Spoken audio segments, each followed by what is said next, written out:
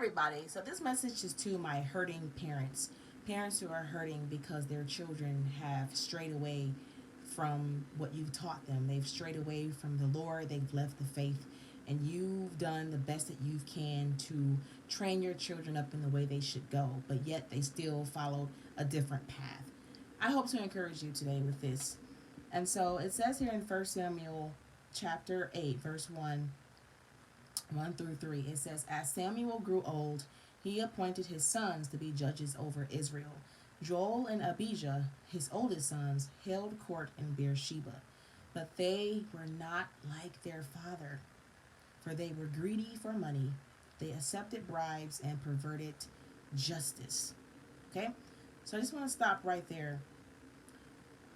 Samuel was a righteous man. He was a prophet of the Lord. And he did what God told him to do. He walked in obedience.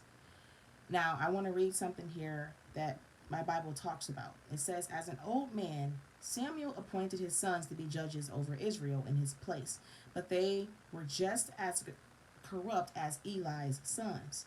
We don't know why Samuel's sons went wrong, but we do know that Eli was held responsible for his own son's corruption. We have no way of knowing if Samuel was a bad parent. His children were old enough to make their own decisions and take responsibility for themselves. We must be careful not to blame ourselves for the sins of our children. On the other hand, parenthood is an awesome responsibility, and nothing is more important than molding and shaping our children's lives. If you have grown children who are not following God, realize that you can't control them any longer.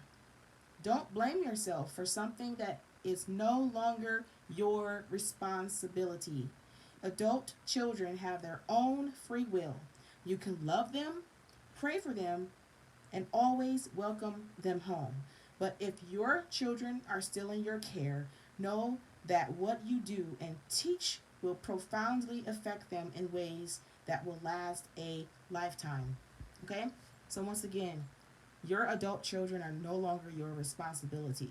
Stop blaming yourself for their sins. Stop doing it. You did the best you do. Now, I'm not talking about any parent. I'm talking about the parents who did what was right. And you really truly believed in your heart that you were training them up in the right way. You demonstrated that love. You demonstrated the fruit of the Spirit throughout your life. But yet they went another way. Please be encouraged. Keep praying for your children. Don't give up on them.